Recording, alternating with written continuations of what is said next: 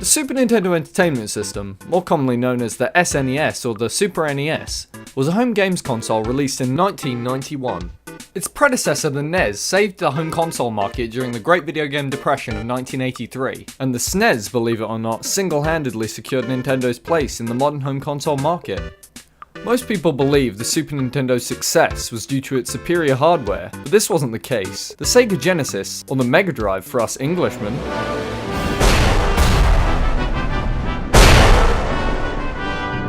had the more superior hardware out of the two. The real reason the Super Nintendo was a success was its lineup. A folly of expertly crafted games came out for this beast, and it's the reason I'm here to talk to you today.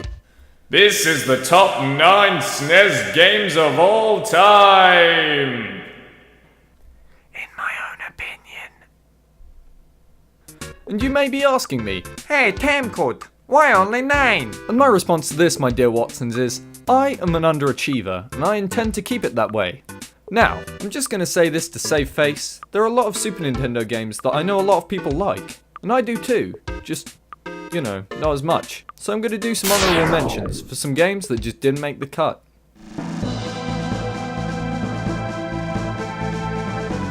Chrono Trigger.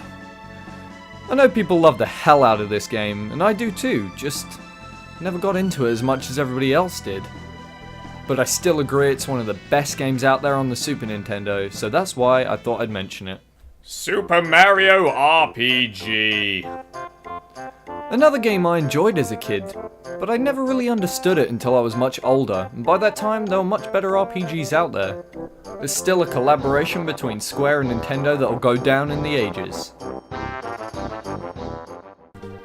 And finally, Final Fantasy III. I'm probably breaking a lot of people's hearts with this one, and it's just another case of other games capturing my heart more so than this game. But I agree that it's truly fantastic, and it's one of the best Final Fantasy games on the market. Okay, so let's get this thing started. Number 9, Donkey Kong Country. Some of you may think of it as heresy to put Donkey Kong Country this far down on the list, but put the sticks and rocks down and I'll tell you why. As a kid, this was one of the most fun games ever. It had the coolest graphics, and you got to play as one of the most neglected Nintendo protagonists out there. The game was the embodiment of silly fun. It had multiplayer, had great music, great enemies. The overall game had very poor replayability, and that's all you had back as a kid. You'd usually only get a game twice or maybe 3 times a year, and with things like DLC not existing, that's all you had for half that year. Overall, I think the game is brilliant, and if it had some more multiplayer modes and some branching pathways for the overworld, this game would be near perfect. Number 8, F-Zero. Man, F-Zero was sweet. It was one of the most fluid racing games out there. The game was so fast, I'm pretty certain it'd give you vertigo or some shit. It was a blast playing this game and just having pure fun. Remember when you last played a game where you actually smiled the whole time you were playing it? Well, this is that game for me. It's fast, it's exciting, it's infuriating, and it still holds up today as a great racing game. The graphics were really cool. I used to have a weird obsession with the future and stuff, and this was what I pictured it looking like. All yellow and pink and green. Man, how dumb I was. But we never knew back then. And that's probably what made this game so fun as kids. It made us think about the future and gave us a whole world in which we can just pretend we're race car drivers in the distant future. F-Zero? More like F-Hero? Am I right, guys? Guys? Don't worry, I'll show myself out. Number 7, Aladdin. Believe it or not, there was actually a point where movie-based games were good. This game, amongst a few others, is a brilliant example of how games based on movies should be made. It should feel, look, and play like the movie. And by play, I mean keep the same pace, and this game does that perfectly. Despite not being the longest game in existence, I still think it had great replayability because of it. It was an easy game to just pick up again and again and do better each time. The game looked and sounded exactly like the film, and that was everything I wanted as a kid. It may seem strange to pick a game like this over some other major titles, but I stand by the fact that story and technical aspects don't always make a game fun. Number 6, Super Mario World. What else can be said about this game that hasn't been said before? It's Mario in its purest form. The game itself is just insane. The enemies are insane, the music is insane, the gameplay is insane, and this game is just generally in the loony bin. The game is still great fun to this day, and this is due to some huge contributing factors. You felt true satisfaction in grabbing every coin, catching every item, and stomping every enemy. The music was just perfect for the setting. The disjointed chirps of the SNES gave the game a very distinctive charm, and gave it the feeling that it has to this very day. Graphically, you can't find a more stylized game, albeit its predecessor, but I'll get on to that in a minute. As I've said, this game is amazing in so many ways, and it's a very worthy title to be in anyone's top 10.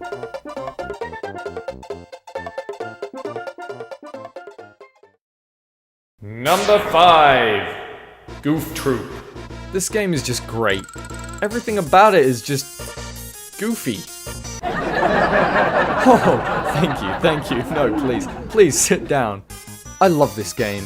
And a lot like everyone says, it is amazing. The co-op is fun, the puzzles are great, and it's a real challenge. It really puts you in that childlike state where you would just be having a great time when you're playing a video game, not just seeing how many times you can prestige before your E-peen skyrockets through the roof. The simplicity of the gameplay and the contrasting level design really give the game a distinct charm, and it's one that I come back to again and again. Number 4, Super Mario World 2, Yoshi's Island. This game is amazing, and I mean amazing. Yoshi's Island is one of the highest rated SNES games out there, and it deserves all the praise it gets. The graphics were crisp, the gameplay was damn near perfect, and the game itself was fun. Hey, noticed how all these games I've mentioned so far have been fun? Good, because I'm going somewhere with this. The music in this game was great too. I specifically remember turning this game on, hearing that opening music, turning into John Travolta, boogieing around the room, stealing some other kid's juice, and doing a backflip. That's how good this game's music was. It was awful. And the style? Oh goodness, that style. It was so pretty. Even as a kid, when I found pretty things icky and ate mud and stuff, I still used to say, "That one pretty game." I was a troubled child. Number 3, Legend of Zelda, A Link to the Past. A Link to the Past was a true adventure, exploring Hyrule in all of its 16-bit glory, was something only truly experienced through a Super Nintendo. The scope of the map was huge for the limitations the SNES had, and it was truly a testament to how devoted Nintendo were about pushing their franchise further. The gameplay was really fluid, and you genuinely felt in control, and when you whacked something with your sword, you really felt the hit. This game was a great innovator of the 16-bit era, and it really has cemented itself into the SNES Hall of Fame, very worthy of my number 3 spot. Number 2, Zombies Ate My Neighbors. Oh shit, they ate my neighbors! As the great Bill Cosby once said, It's a video game with the zombies and the neighbors and the jello puddings. Bill, get out of here! "Oh, Bill Cosby just always fucking comes to my room and listens to your pop dance music." Sorry about that. I mean, it's one of those cult classics that's truly best to experience with a friend. Developed by LucasArts, this game was truly an overlooked diamond in the Super Nintendo library that really stands out amongst the rest. The game itself is a really different concept from other games I've mentioned. As a top-down co-op shooter, Xanon was really original and ahead of its time. It was really responsive, and the gameplay itself was insanely addictive.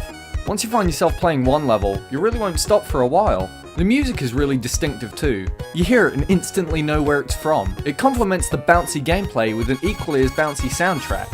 I wish I was breaking new ground in introducing this game to people, but over time it's only gotten more popular. More people are discovering how amazing Zombies Ate My Neighbors is, and I couldn't be happier about it. It's a real necessity for any SNES owner, and it's only being held from the top spot by a certain pink friend we all know and love. Number 1, Kirby Superstar. Kirby Superstar, or as it's known in the UK, Kirby's Fun Pack, is a true testament to how games should still be today. The actual feeling of playing this game leaves you happy. Just watching that pink puffball suck in that waddle-doo and absorb that little guy's power is a truly magical, albeit disturbing sight to behold. But that's truly why this game is what it is. Fun. Remember what I mentioned earlier about the fun? Well, strap yourself in, we're coming full circle, people. Games today are focusing far too much on visuals to aid poor or rushed game design. I mean, throwing a bunch of lens flares over a poor game lures gamers into a false sense of security, thinking that if the game looks good, it must be fun, when this really isn't the case at all. Fun is a really important thing when it comes to games, because it's what should really be the driving force of any title. This was better understood back in the days when games were more focused on fun, to keep the player a player, rather than just a watcher. That, ladies and gentlemen, was my 2 cents. Don't spend them all at once now, you hear? Another thing that was truly great about this game was the copy mechanism, and how you could absorb power from nearly any enemy and use it against their friends. The game itself had some really cool power-ups, but everyone knew the best power-up was the parasol, merely for that swagger that Kirby and co had whilst walking with it. Technique. With your stunner frames on. With your stunner frames. Alright, maybe it was just me. Shit, why you fake-ass homies gotta jack on my style, though? The music is perfect, as it always is in Kirby games. The remixes of the older Game Boy tunes are a real treat to listen to, and complement the game tenfold. The reason this game is in my #1 slot is down to the game being exactly what a game should be. Fun, entertaining, exciting, and have excellent replay value. It's that one game that I find myself coming back to time and time again, and it never disappoints. So, this has been my top 9 SNES games of all time. Thank you guys for watching. Now, I got myself some SNES to play. Come on, Bill Cosby, let's go play some Kirby. Hey guys, thanks for watching my second ever video. I know it's been a while since I've sort of updated or anything, but I was really trying to focus on schoolwork and trying to, you know, pass the year and not fail. But, you know, now that all that's out of the way, I can finally actually get around to making more videos. I've actually got quite a few ideas in the pipeline already, some featuring some people you may know. Be awesome if you could, you know, like the video or even subscribe if you're interested in the type of content I put out. You can click here for my last episode, which is Pokemon Retrospective. Thank you very much for watching, and goodbye.